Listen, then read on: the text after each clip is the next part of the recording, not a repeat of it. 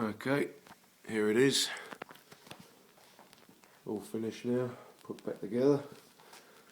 You just see through there, a new FLM chassis, monster member.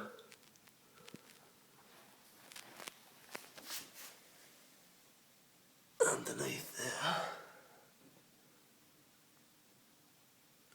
it's a real nice piece of engineering.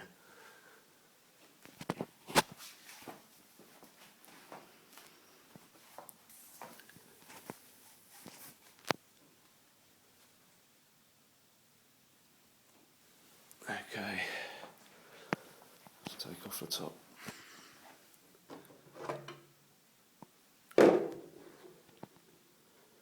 So there it is. It's got some nice detail in the chassis.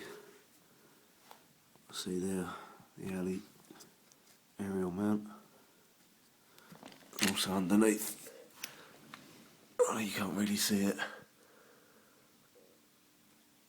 but just up in there, you can see the alley post there, which mounts the steering rack.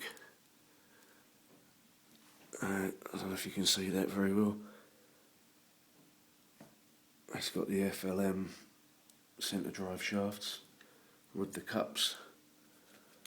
One thing I'm not that happy about is there's quite a lot of movement in that. I don't know if you can see that. So I might take that back out and mount a spring behind it there, just to keep that nice and tight. It doesn't come out at all, but it rattles about a bit. So there it is. Flush mounted servos. Straps on here for the batteries now. So I've got there two 500 mAh 3S lipos running at 6S.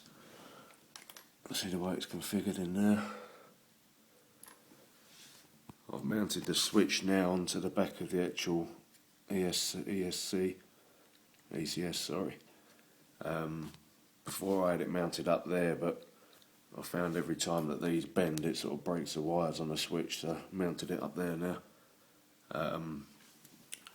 Put these shocks on that I took off the T-Maxx, so I'll see how they perform. Emptied all the old oil out and I've put in there a 35 weight oil. Also got the VG racing springs. These are not the stock springs. These things are bad boy. You can see.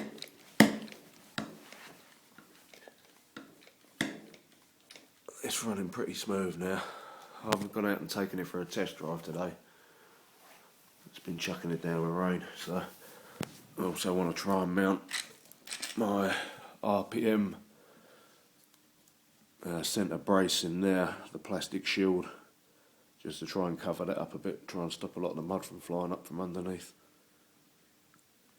Other than that, I can't wait for it to dry up outside so I can take it out.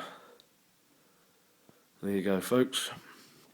Watch out for the video in action. Cheers, bye.